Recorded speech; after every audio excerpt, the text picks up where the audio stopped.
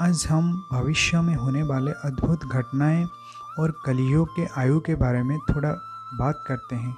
हम सभी जानते हैं कि 4 युग है और हर एक युग का एक निश्चित अवधि है।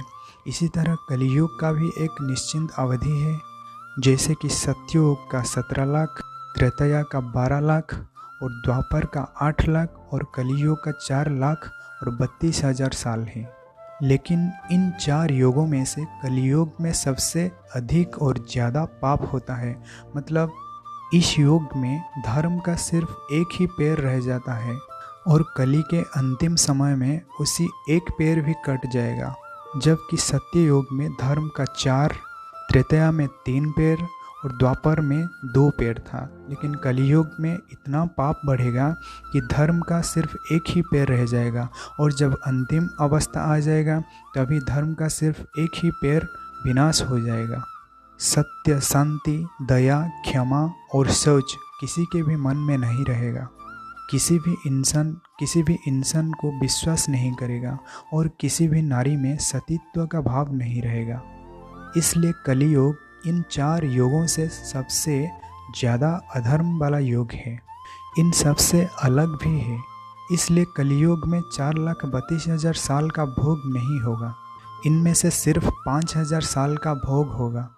ये बात हम खुद नहीं कह रहे हैं। उड़ीसा के महान संत अच्युतानंद जी अपने ग्रंथ में ये सब लिखे हैं, जिसे पढ़कर हम आपको बताते हैं। उन्होंने अपने ग्रंथ में बहुत कुछ लिखी है और ये भी लिखी है कि कलियुग की आयु क्यों घटेगी, किस किस कारणों के वजह से कलियुग की आयु घटेगी। और उन्होंने ये लिखा है कि मनुष्यकृत पाप कर्म की वजह से कलियुग की आयु घटेगी। जैसे कि गौ माता की हत्या होगी, इसी से कलियुग की आयु 1 लाख साल तक घट जाएगी। लोग अपनी माता पिता की हत्या करेंगे, इससे भी कलियुग की आयु बहुत ही हजार साल घट जाएगी। लोग नदी में उलग्न होकर स्नान करेंगे, इससे भी कलियुग की आयु कम हो जाएगी। लोग हमेशा असत्य बोलेंगे और सही ढंग से यज्ञ नहीं करेंगे, इससे भी कलियुग का आयु घटेगी। इसे घटते घटते सिर्फ 5,000 साल ही रह जाएगी। ये बात उन्होंने स्पष्ट रूप से कहा है। उन्होंने इसे उड़िया में लिखा है, 4,32,000 कଳି जुगर अटई आयुष पाप भारारु आयु क्षय जीव 5,000 जे भोग होइब। इसका मतलब कलियुग का जो वास्तविक आयु है वो 4,32,000 साल की है, लेकिन कलियुग में मनुष्यकृत पाप के लिए सिर्फ 5,000 साल ही भोग होगा। ये सब बातें रहीं कलियुग की आयु के बारे में। उन्होंने और भी बहुत कुछ बातें कही हैं जो कि भविष्य के रिलेटेड हैं। भारत और विश्व की स्थिति भविष्य में कैसा होगा ये भी उन्होंने कहा है। उन्होंने कहा है कि पहले विनाश होगा, उसके बाद विकास होगा, और जो विनाश की संकेत वो भगवान जगन्नाथ जी के मंदिर से ही मिलेगा। जैसे कि उन्होंने कई साल पहले कहा था कि मंदिर से पत्थर बार बार गिरेगा, और ये बात आज सच साबित हुई है। और एक चीज़ आप लोगों को भी पता होगा कि जगन्नाथ मंदिर के ऊपर कोई भी बर्ड्स फ्लाई नहीं करते, लेकिन आजकल आपको ये देखने को मिल रहा होगा कि जगन्नाथ मंदिर पर बहुत संख्या का पक्षी उड़ रहे हैं। आप इसे भी एक संकेत के रूप में ले सकते हैं। और उन्होंने ये भी कहा था, बतासरे वक्र हैव नीलचक्र मोर बसी बजे गोध्र पक्षी अरुण स्तंभर। इसका मतलब मंदिर के ऊपर जो नील चक्र है वो हवा की टकराव से एक दिन बेंड हो जाएगा, और मंदिर के सामने अर्थात जो सिंह द्वार है उसके सामने एक अरुण स्तंभ है, जिसके ऊपर एक गुध्र पक्षी बैठेगा, जिसे हम अपसूचक पक्षी के रूप में मानते हैं। और ये चीज़ भी हो चुका है, जो कि आप YouTube में सर्च करके देख सकते हैं। ये बिल्कुल सच है। और 2019 में जो फ़नी महावात्या हुआ था, उड़ीसा में जो फ़नी साइक्लोन हुआ था, इससे क्या हुआ था, जो जगन्नाथ जी के मंदिर के ऊपर जो नील चक्र है वो थोड़ा सा वक्र हो गया था, मतलब थोड़ा सा झुक गया था। मतलब ये बात भी सच हो गया। और उन्होंने अपनी शिष्य रामदास को ये भी कहा है, कल्पवट डाल मोर छेद न होइब देखिबु तु नयन रे। अर्थात मंदिर के अंदर एक बहुत बड़ा वृक्ष है जिसका नाम है कल्पवट, जो कि कई कल्प से वहाँ से विराजमान है। ना ही उसका कोई आदि है, ना ही उसका कोई अंत है। लेकिन एक दिन ये कल्पवट भी छेदन होगा और उसे हम सभी देखेंगे। ये बात महापुरुष अच्युतानंद अपने शिष्य रामदास से कहा है। ये सभी लक्षण जब देखने को मिलेगा तभी ये बात समझ लेना कि वहाँ भगवान जगन्नाथ जी और विद्यमान नहीं है। वहाँ भगवान जगन्नाथ जी का सिर्फ प्रतिमा है, लेकिन वास्तव में वो वहाँ नहीं होंगे।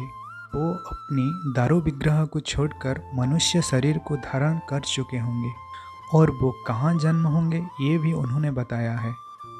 इसी बात को साबित करने के लिए महापुरुष ने ये कहा है कि इंदु परे बिंदु देखिबु जेबे आंभ आविर्भाव जाजन अग्ररे। इसका मतलब जब मून के ऊपर एक स्टार दिखने को मिलेगा तभी भगवान का जो अवतीर्ण है वो हो चुका होगा। मतलब भगवान जाजनगर में जन्म ले चुके होंगे, लेकिन उनका जन्म अति गुप्त में होगा, जो कि किसी को भी पता नहीं चलेगा। जो कि उनके भक्त होंगे सिर्फ वो लोग जान सकेंगे, लेकिन जो दूसरे लोग हैं, जो राक्षस प्रवृत्ति के लोग हैं, वो भगवान को जान नहीं सकेंगे। भगवान अच्युतानंद के बताया गया सभी घटनाएं हो चुके हैं, मतलब भगवान का जन्म भी हो चुका है, लेकिन उसे हम जान नहीं सकते। हम सही मार्ग में नहीं हैं। जब मनुष्य अपने अंदर सत्य, शांति, दया और क्षमा की भाव को धारण करेगा तभी वो ब्रह्मत्व की प्राप्त कर सकता है। जब तक वो सही मार्ग में नहीं है तब तक उसे ब्रह्मत्व की ज्ञान नहीं हो सकती, अर्थात ब्रह्म की दर्शन नहीं हो सकती। इसलिए हम सभी को ये कोशिश करना चाहिए कि हम सभी सही मार्ग पर आए और सत्य को पहचानें। वेद और शास्त्र की अध्ययन करने से ही सत्य का प्राप्त नहीं हो सकता। आप सत्य की प्राप्त तभी कर सकते हो जब मन शुद्ध और पवित्र हो, और मन शुद्धि करने के लिए हमें भगवत मार्ग को अपनाना पड़ेगा। मालिका में सिर्फ विनाश के बारे में नहीं लिखा है, इसमें बहुत सारे चीज़ ऐसे लिखा गया है जो कि एक साधारण और एक आम इंसान को एक अति मानव स्तर तक ले जाएगा और वहाँ से भगवत प्राप्ति कराने का भी क्षमता रखता है। लेकिन आजकल इंसान धर्म को पीछे छोड़कर सिर्फ धन के पीछे भागता है, जिसलिए उसका विनाश हो जाता है। और एक चीज़ अच्युतानंद अपनी शिष्य रामदास को बोल रहे हैं कि केवल सनातन धर्म को स्थापिवे श्री नारायण लो जाई फूल आउ सबो धर्म हेव चूर्ण। इसका मतलब जब भगवान आएंगे वो सिर्फ सनातन धर्म की स्थापना करेंगे और बाकी जो धर्म है वो सारे के सारे धर्म डिस्ट्रॉय हो जाएगा, मतलब उसका अपने आप ही विनाश हो जाएगा। यहाँ सनातन कोई धर्म नहीं है, यहाँ सनातन का अर्थ सत्य है। मतलब भगवान यहाँ सत्य का पुनः स्थापना करने आएंगे और बाकी जो धर्म है वो सारे धर्म अपने आप ही विनाश हो जाएंगे। उड़ीसा के एक महापुरुष जिनका नाम ठाकुर अभिराम परमहंस, उन्होंने भी अपनी ग्रंथ में ये लिखा है, सत्य अनंत नाम मोर सत्य रे मोर कारोबार सत्य को धरी थिव जही ताकू तारीवी निश्चय मुही। इसका मतलब कलियुग में मेरा जो नाम होगा, मेरा नाम सत्य अनंत होगा और जो सत्य को धारण करेगा मैं सिर्फ उसे ही धारण करूँगा, मतलब मैं सिर्फ उसे ही उद्धार करूँगा और जो म्लेच्छ है उसका विनाश करूँगा। ऐसे बहुत सारे चीज़ें मालिका में लिखा गया है जिसे कि हम आगे आने वाले वीडियो में कवर करेंगे, सारे के सारे कवर करेंगे, क्योंकि हमारा सिर्फ एक ही प्रयास है कि इसे सभी लोग जान पाएँ और सभी लोग ये जान सकें कि सत्य क्या है और सत्य के मार्ग को सभी लोग अपनाएं। इस वीडियो में हम सिर्फ इतना ही बताएंगे। अगर आप लोगों को कोई डाउट है तो आप कमेंट सेक्शन में पूछ सकते हैं, या फिर आपके मन में किसी भी तरह की संदेह है तो आप कमेंट सेक्शन में उसे हमें पूछ सकते हैं। इसका जवाब हम जल्दी ही दे देंगे। तो दोस्तों, इसी वीडियो में बस इतना ही है। आप सभी को हमारा नमस्कार।